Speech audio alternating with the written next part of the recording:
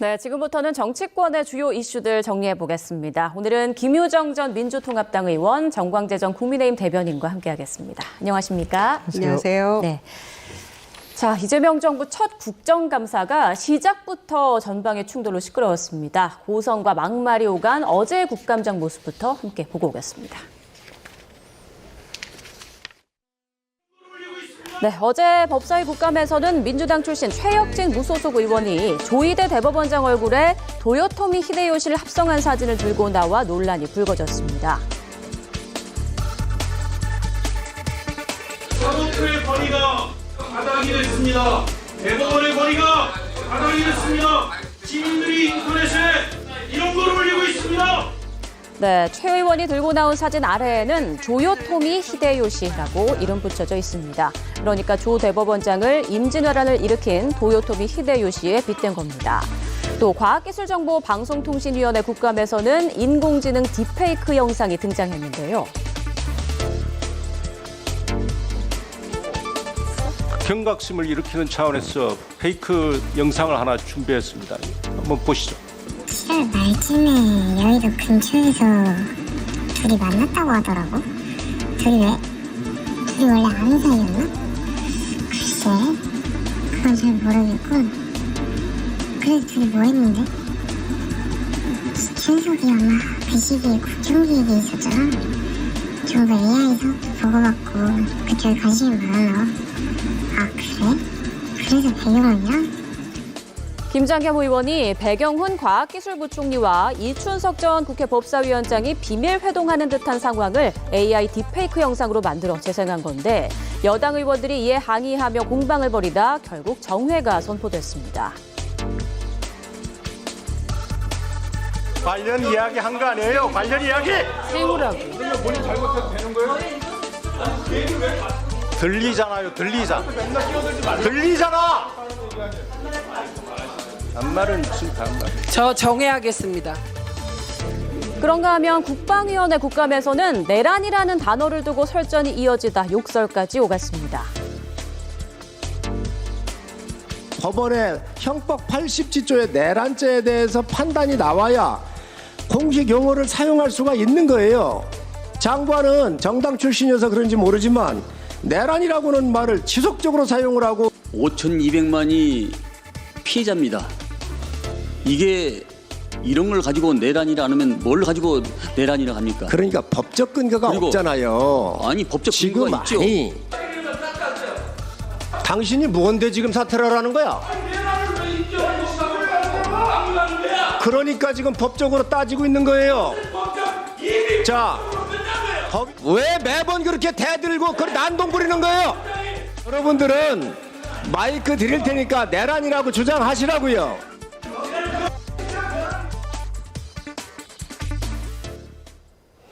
네, 어제 국감에서도 정말 보기 불편한 장면 상황들이 좀 많이 나왔는데요. 먼저 국회 법사위 국정감사 최혁진 의원이 조희대 대법원장 그 합성 사진을 들고 나와서 지금 논란이 계속 이어지고 있습니다. 여야를 막론하고 비판을 하더라고요. 예, 평소에 여야가 정치 공방하더라도 국감 때는 가급적 정책 그리고 민생 위주로 국정감사가 이루어져야 하는 게 맞겠죠. 그런데 국감 때 오히려 한술 더 뜨는 것 같아서 굉장히 우려가 큽니다. 특히 어제 그 법사위는요. 국민이 정말 그 주목도가 높은 국감이었습니다. 왜냐하면 조희대 대법원장이 출석을 할 것인가 안 할 것인가. 자, 그러면 추미애 법사위원장이 인사말 하고 나서 그 대법원장이 이석을 허용할 것인가 안 할 것인가. 이후는 어떻게 흘러갈 것인가. 굉장히 관심이 컸단 말씀이에요. 여러 가지 궁금한 점도 많았고. 그런데 결과적으로 놓고 보면 기관 증인 선서하기 전에 조희대 대법원장이 앉아있는 가운데 국민의 목소리를 좀 들어주세요. 이런 것들을 궁금해합니다. 라는 그런 질의 내용이었어요, 사실은. 예. 그렇게 흘러갔어야 됐는데 민주당 의원들을 대체로 또 궁금한 거를 질문하기도 했습니다. 그런데 1번 질문자였던 무소속의 최혁진 의원이 지금 저런 그 판례를 들고 너무 부끄러운 모습 아니었나 저는 그렇게 생각하고요. 특히 국민들이 저 모습 보면서 지금 저분이 어제 뭐 사법부의 권위가 땅에 떨어졌고 뭐 대법원도 그렇고 이렇게 얘기를 합니다. 입법부의 권위는 수직 상승했나요? 저는 입법부의 권위도 똑같이 땅에 떨어지는 그런 모습이었다고 생각합니다. 더군다나 제보를 받았다고 얘기를 하고 있는데 근거도 없습니다. 그리고 사실관계도 틀린 부분들이 있고요. 그리고 제보를 설사 받았다고 하더라도 어제 저 자리가 지금 첫 질문에 저런 질문이 나와야 하는 자리였는가에 대해서 저는 굉장히 TPO도 부적절했다고 생각을 합니다. 그래서 두 번 반복되어서는 안 되는 일이라고 생각하고요. 저희가 비판하고 문제 제기할 수는 있지만 국민이 궁금해하시는 부분에 대해서 국회의원으로서 그런데 조롱하고 희화하고 인신 공격하고 이런 방향으로 가서는 국민의 동의를 얻을 수 없다고 생각합니다. 매우 부적절했죠. 네, 이렇게 국감 때마다 좀 눈에 띄기 위해서 뭐 자료들을 들고 나오든지 이런 행동을 하다가 비판받는 경우가 좀 이어지는 것 같아요. 정치인이라면 누구나 어떤 계기를 통해서 국민들에게 자기 이름과 얼굴을 알리고 싶을 겁니다. 그 중요 장소가 과거에는 이렇게 국정감사가 활용이 됐었던 거죠. 근데 어제 나왔던 최혁진 의원의 저 사진은요, 아마 두고두고 국회 국정감사의 흑역사로 기록될 겁니다. 최혁진 의원 지금 무소속 의원이라고 소개가 돼 있지만 예. 민주당의 비례위성정당 소속으로 얼마 전에 국회의원이 된 분이에요. 강의정 의원이 비례대표 의원 자격을 상실하면서 그걸 승계받았는데 민주당이 아마 입당하고 싶어하는 것 같아요. 그래서 지금 어제 보였던 행보는 민주당 지지자들을 위해서 나라는 국회의원이 있다, 이런 플러팅한 거 아닌가라는 생각이 들 정도로 강성 지지자들에게 본인의 존재감을 높이기 위해서 저런 극단적인 방법을 썼다고 생각합니다. 그리고 문제를 제기한 것도 이유를 제기할 수밖에 없습니다.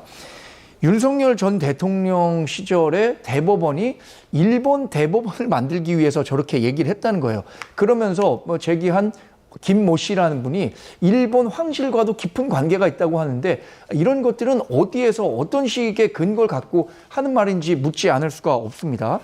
또 이분이 한덕수 전 총리와 조희대 대법원장 그 4인 비밀회동설의 진원지예요. 이분이 얘기를 들었다고 해서 부승찬 의원과 서영고 의원이 이런 논란을 증식시킨 건데 그것에 대해서 본인은 어떤 책임을 지고 있는 건가요? 아무리 국정감사라고 하더라도 국회의원이 국정감사에서 면책특권 뒤에 숨을 수 있다고 하더라도 이런 식의 무책임한 발언을 하게 된다면 아까 김 의원님 말씀하신 것처럼 입법부, 또 국회의원의 권위는 어떻게 되는 겁니까? 네. 자, 그런가 하면 어제 국정감사에 출석했던 조희대 대법원장 오전 국감을 마친 뒤에 이석했고요. 나중에 마무리 발언을 하러 다시 재입장을 했습니다. 어떤 발언을 했었는지 함께 듣고 오겠습니다. 일절 사적인 만남을 가지거나 해당 사건에 대한 대화나 언급을 한 사실이 없었다는 점을 다시 한번 분명하게 말씀드립니다.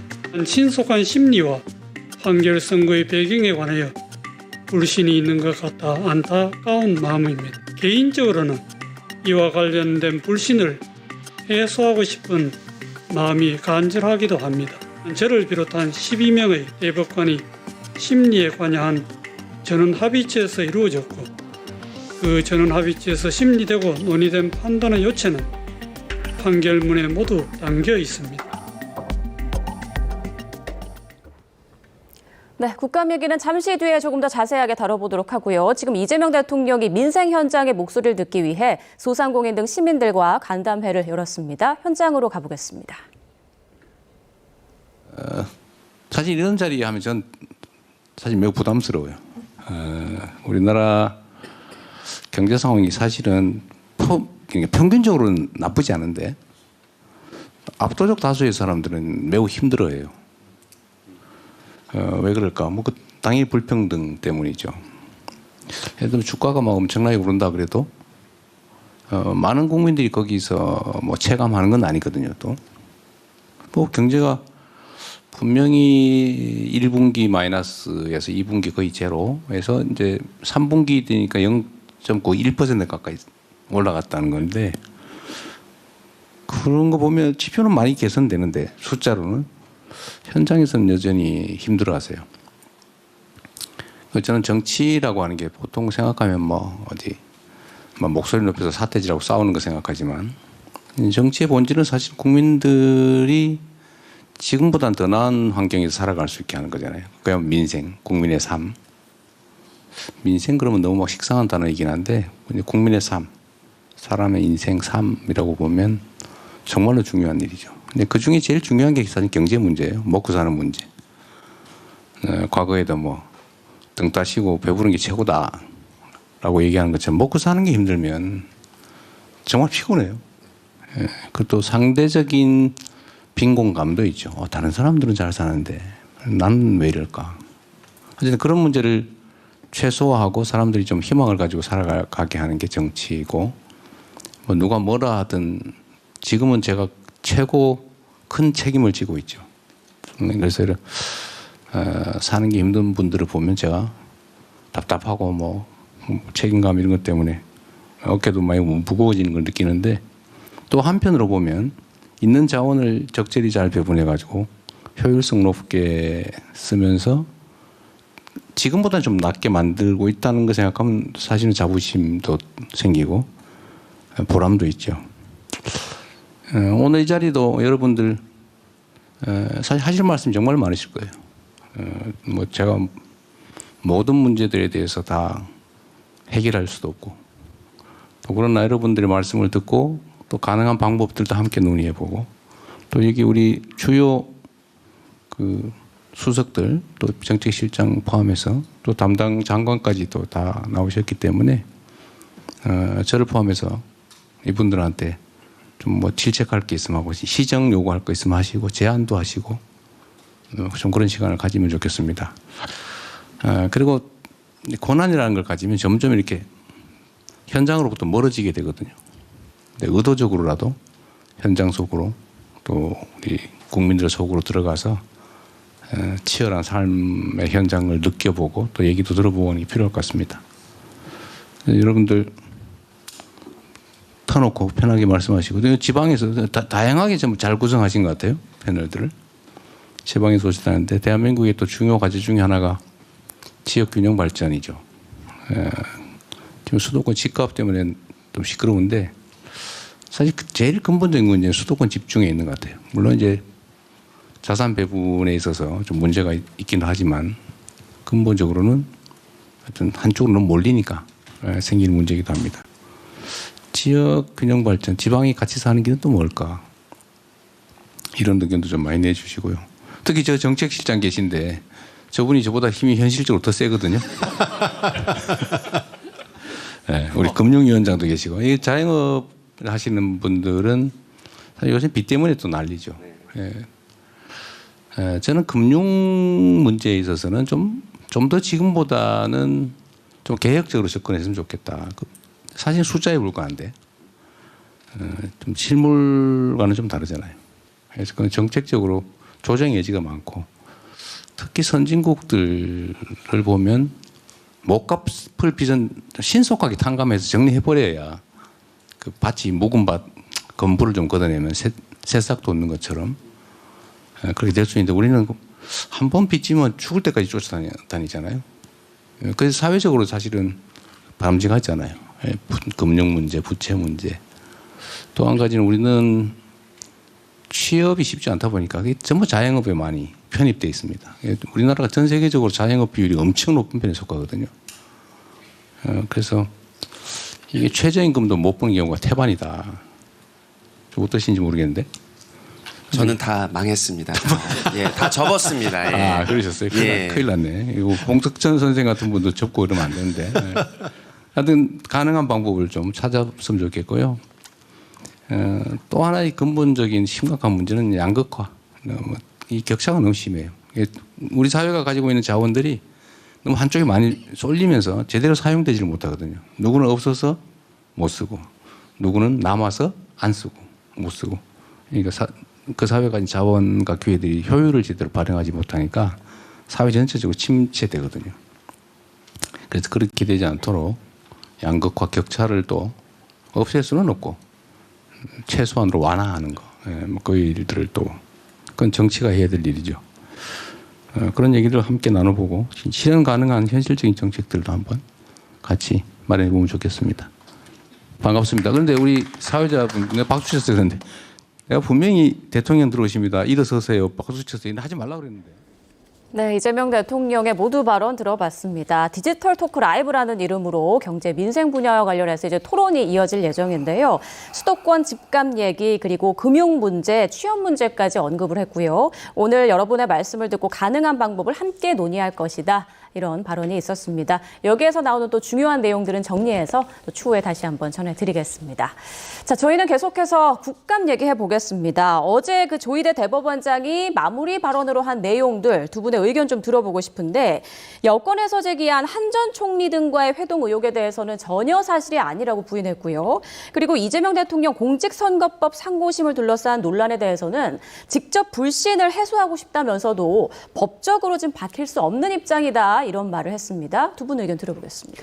글쎄 법적으로 왜 밝힐 수가 없는지 조금 선뜻 이해하기는 어렵습니다. 그러니까 마무리 발언에서라도 하루 종일 그 법사위에서 질문 답변이 진행되는 것을 아마 보셨을 거예요. 그러면 특히 사법 불신과 관련해서는 직위원 내란 재판부에 대한 불신 하나가 있고요. 그다음에 파기환송심을 왜 이렇게 번개불에 콩볶아 먹듯 그렇게 관행을 깨고 빨리 했는가에 대한 불신, 이 두 가지가 있는 거 아니겠습니까? 그래서 관행을 깬 사법부의 어떤 그 불신을 초래하는 일들이 벌어졌는데 국회에 나와서 답변하는 것은 관행상 그렇게 해서는 안 된다라는 관행 얘기를 꺼내는 거 굉장히 모순되고 아이러니라고 저는 생각합니다. 그래서 인사말에서는 들을 수가 없었지만 마무리 발언에서라도 정말 국민들이 궁금해하시는 그 지점들이 있잖아요. 그러면은 사법 불신에 대해서 해소해야 될 책임은 저는 사법부 수장인 대법원장에게 있다고 생각을 합니다. 그래서 그 점에 대해서도 좀 더불어서 얘기를 해주길 기대를 했는데 사인 회동설 그런 뭐 사실 무근이다 그런 적 없다라는 얘기는 지난번에 입장문 통해서 냈던 것과 똑같은 얘기입니다. 예. 그러니까 어제 그 발언 자체는 크게 의미 있는 발언은 아니었다고 생각하고요.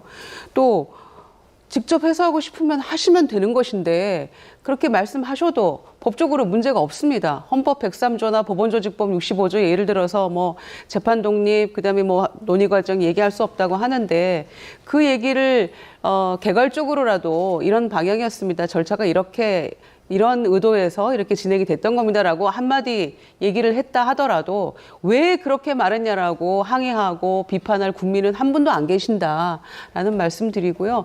그래서 특히 법원 행정처장이 특히나 파기환송심 관련해가지고는 이거는 엄연한 사법부의 대선 개입 아니냐라는 문제 제기를 해왔지 않습니까?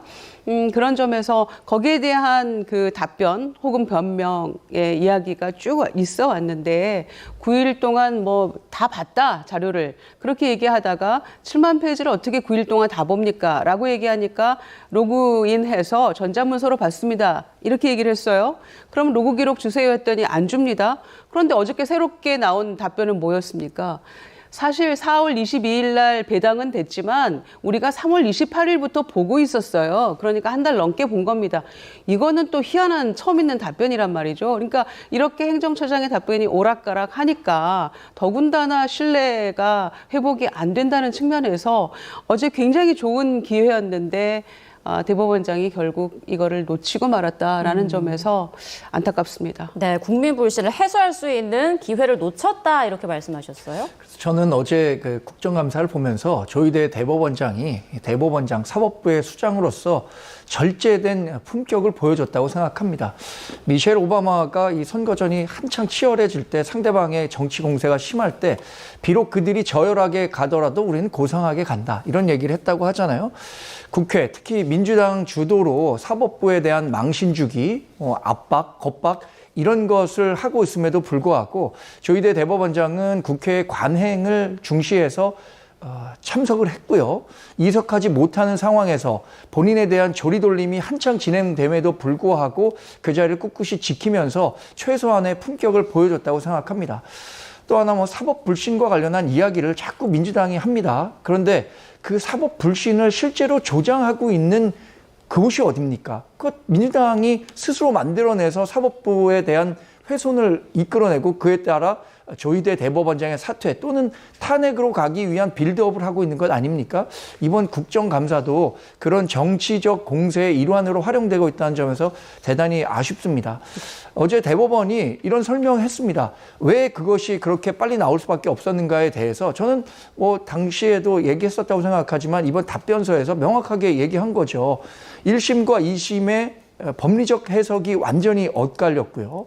1심은 무려 2년 2개월이 걸렸습니다. 당시에 이 논의를 했었던 대법관의 대다수가 지연된 정의는 정의가 아니기 때문에 빨리 이런 불확실성을 마무리 지어야 한다라는 절박한 마음에 판결을 했다고 설명하고 있지 않습니까? 이런 설명을 하고 있음에도 불구하고 민주당은 이렇게 설명을 한 것에 대해서 자신이 듣고 싶지 않은 내용을 얘기하면 왜 설명 안 하냐고 자꾸만 다그치는 것 같아서 대단히 안타깝습니다. 네. 아니 그 대법원이 관행 얘기하면서 본인들은 관례대로 하지 않은 유일한 사건이 이재명 당시 후보의 파기환송심 관련한 것이었어요. 그런 점에서 이게 설득이 안 되는 겁니다. 통계상 최근 10년간 그 전원합의체 심리기일이 994일이라고 하는데 그것과 견줘봤을 때 이건 터무니없이 짧은 기간 아니었습니까? 그리고 최근 5년간 1882건이 36일 이내에 처리가 됐다고 하는데 유일한 파기환송심이 또 이재명 후보였다는 것이죠. 그런 점에서 본인들이 왜 이렇게 늦어지는가에 대해서 뭐 지연된 정의는 정의가 아니다 이런 표현까지 써가면서 하려고 했다고 하는데 그러더라도 평소에 관례가 있는 것이고 관행을 왜 이렇게까지 심각하게 어긋난 일을 벌였느냐에 대해서 사법불신은 스스로 만들어낸 것이라고밖에 볼 수가 없는 것이고 직위원 재판부도 마찬가지입니다.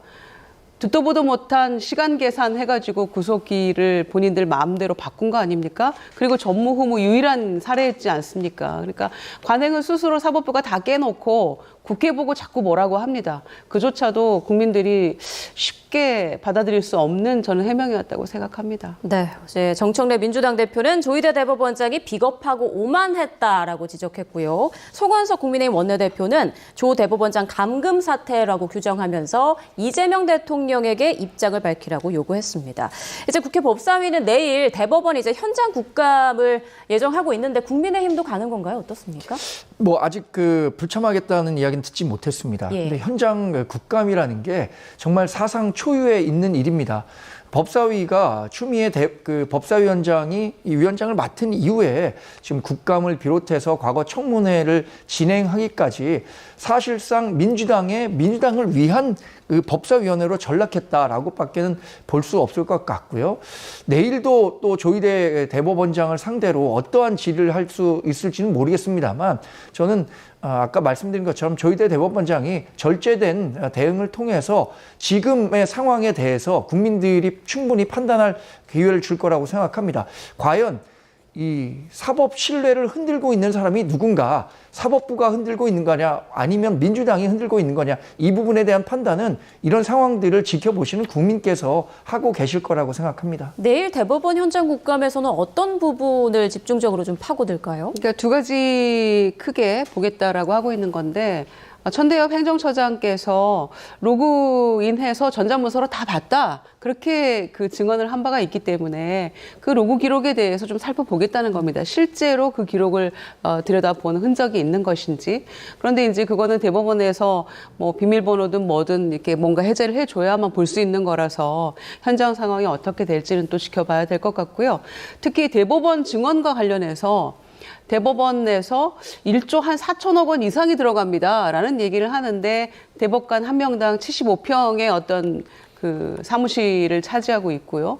또 그 땅을 구입하는 그 비용이라는 것이 서초동을 기준으로 해서 또 1조가 넘어 들어간다라는 입장을 대법원에서 내놨기 때문에 뭐 그런 부분들을 현장에 가서 대법관 집무실도 좀 보고 그런 걸 살펴보겠다는 건데 현장에서 또 그 대법원장의 어떤 메시지가 있을지 또 로그인 기록을 실제 볼 수 있을 것인지 지금 불투명한 상황이긴 하죠. 그러나 기왕에 잡힌 국감이니까 좀 소기의 성과가 있었으면 좋겠습니다. 네. 대법관 증언과 관련한 문제에 대해서 저도 사법부에서 내놓은 해명은 적절하지는 않다고 생각합니다. 그 대법관 증언 논의가 왜 본격적으로 시작됐는지 이런 부분에 대해서 충분히 설명을 했더라면 그것에 대한 국민적 판단을 이끌어낼 수 있었을 것 같은데, 예를 들어서 비용이 얼마나 늘어난다, 그리고 또 뭐 대법관에 실제 사용하는 면적이 75평이니 뭐니 이런 건 사실 지역적인 문제거든요. 이런 것들까지 굳이 뭐 대법관 증언과 관련해서 반대 논리로 펼친 것에 대해서는 좀 지적을 안 할 수는 없을 것 같습니다. 예. 알겠습니다. 참, 내일 대법원 현장 국정감사에선 또 어떤 이야기들이 오갈지 저희가 또 소식 자세히 전해드리겠고요. 다음 이슈로 넘어가겠습니다. 자, 캄보디아에서 한국인을 대상으로 한 범죄 신고가 전국 각지에서 잇따르고 있는데요. 이런 가운데 어제 외통위 국감에서도 주요 사안으로 다뤄졌습니다. 관련 목소리 들어보겠습니다. 한국인 대학생이 캄보디아에서 납치당하고 고문당해서 사망했다. 이게 굉장히 중요한 사건이다 라고 하는 것을 인식한 시점은 언제입니까? 메모를 못 봤어요. 가장 최근입니다. 날짜가 대충 언제입니까? 그러니까 지난주 정도인 것 같습니다. 대한민국 국민의 안전에 대해서 아무런 관심이 없었던 거예요. 네, 캄보디아에서 한국인 대학생이 사망한 시점이 지난 8월인데 조현 외교부 장관이 중요한 사건이라고 인식한 게 지난주였다고 답했습니다. 늦어도 너무 늦은 거 아닌가 이런 얘기가 나오는데요. 그래서 굉장히 무책임한 답변이었다고 생각합니다. 그래서 여야 모두로부터 질타를 받았다고 생각하고요. 정말 지난주에 알았다면 좀 심각한 문제인 것 같고 또 설사 뒤늦게 알았더라도 지난주에 알았습니다. 몰랐습니다라고 답변하는 게 과연 온당했는가에 대한 그 무책임한 태도에 대해서도 지적을 안 할 수 없을 것 같아요. 그럼 몰랐다면 다냐라고 반문할 수밖에 없는 상황이잖아요.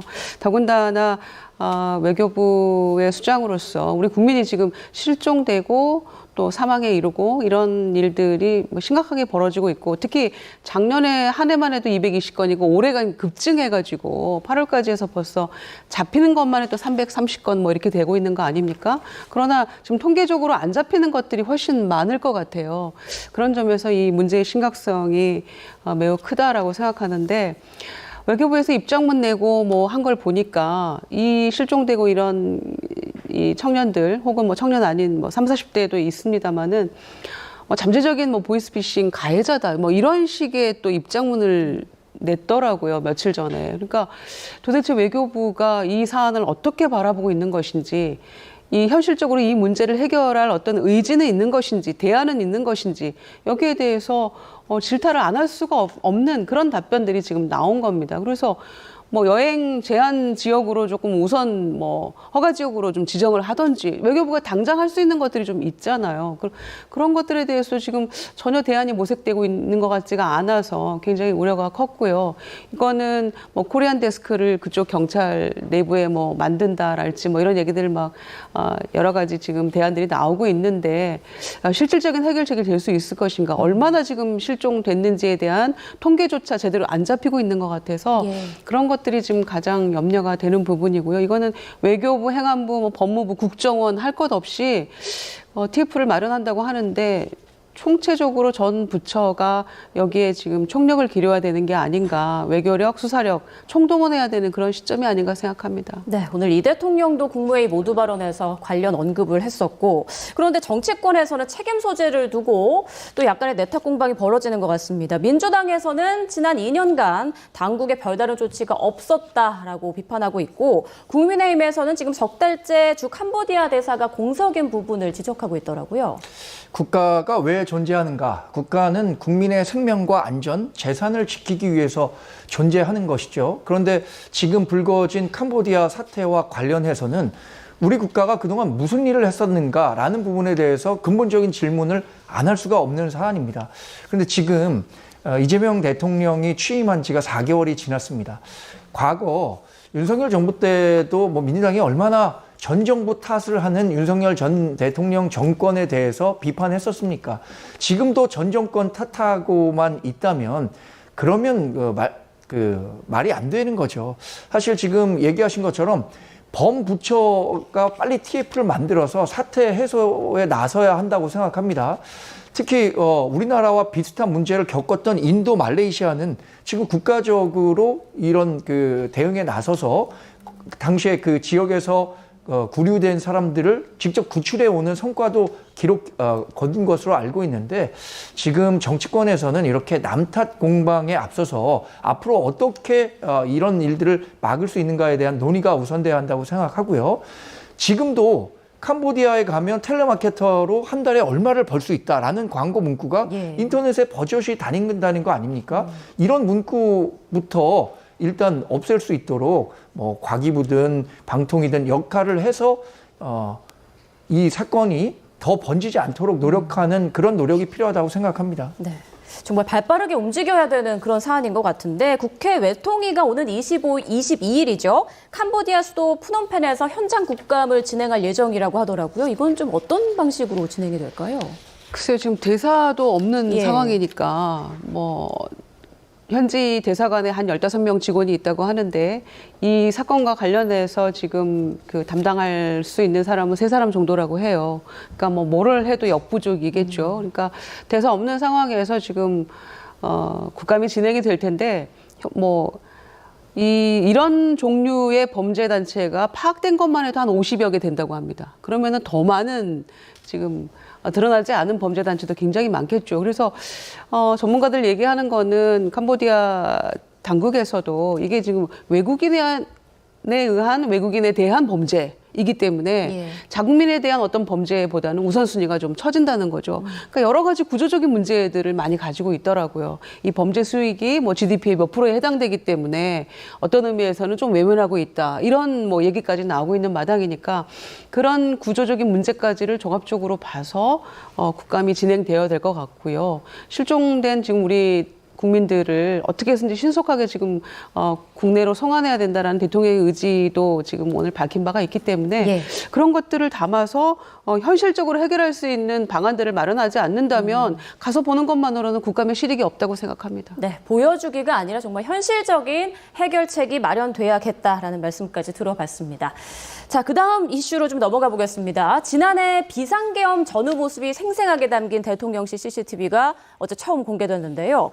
계엄을 막으려 했다는 한덕수 전 총리 주장과는 다른 모습이 여럿 포착됐습니다. 화면으로 보겠습니다.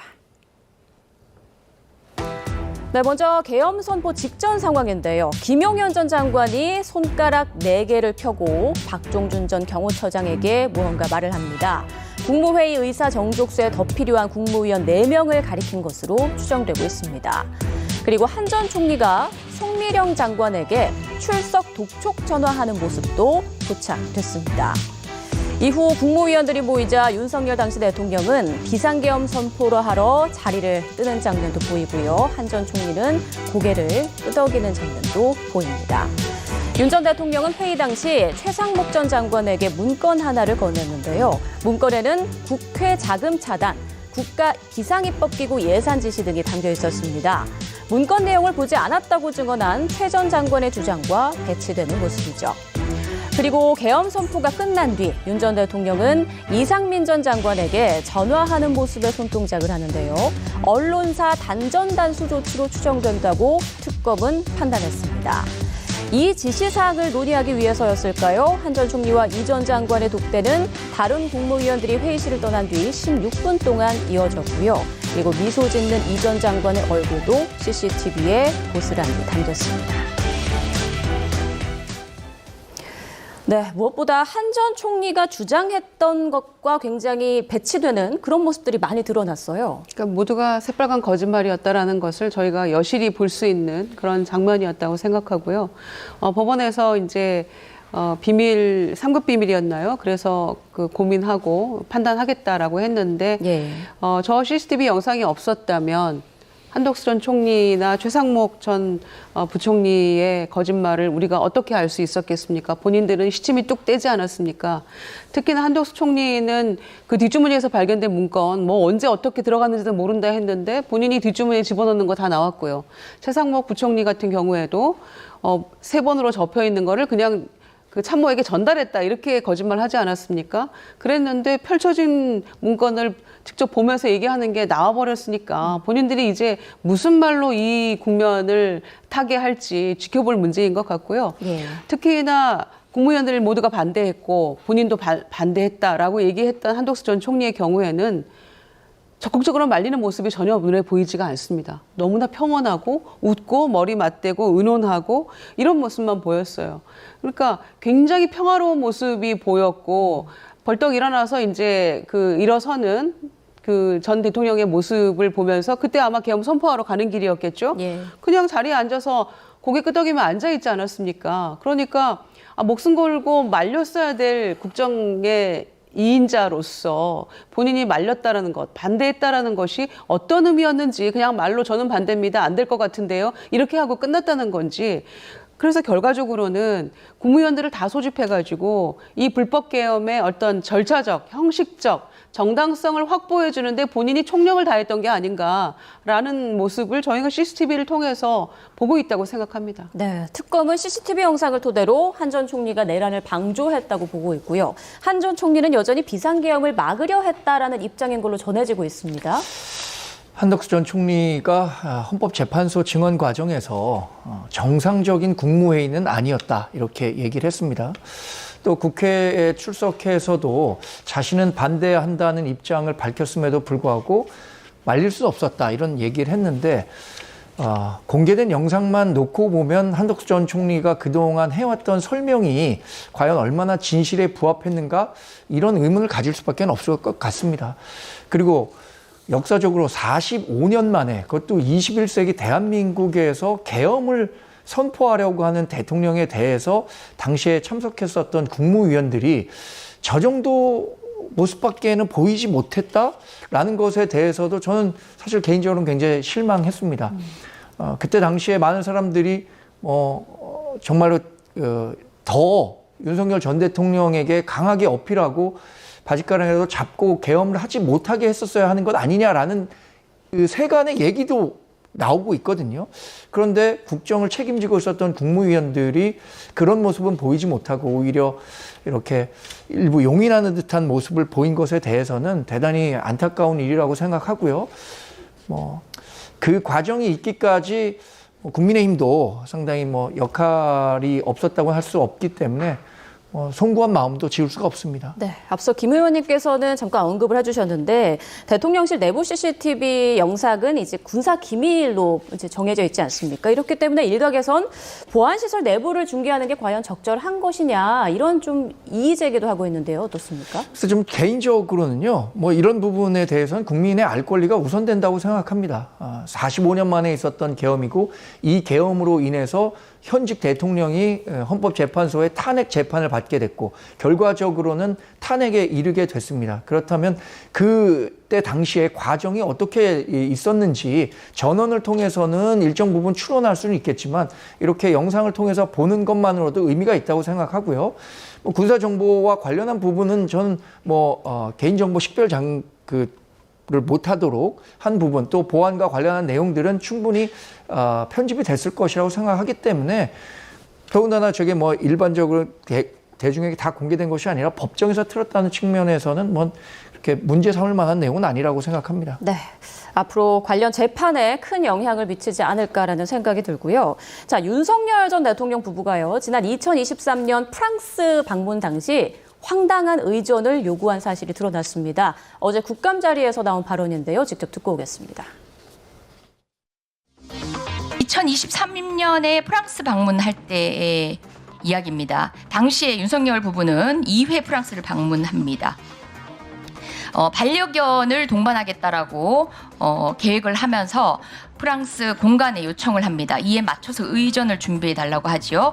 호텔에 스위트룸에 개가 머물 공간을 요구하고 반려견용 차량과 반려견을 담당할 만한 대사관 직원을 지정하는 등 어이없는 상황이 있었다는 건데 외교부가 김건희 여행 매니저입니까? 개집을 마련해야 되고 펄스독을 모셔야 되고 저는 너무 치욕스럽습니다. 제가 파악을 해보니까 외교부 의전실을 통하지 않고 대통령실에서 직접 주 프랑스 대사관에 연락했던 것으로 나타났습니다.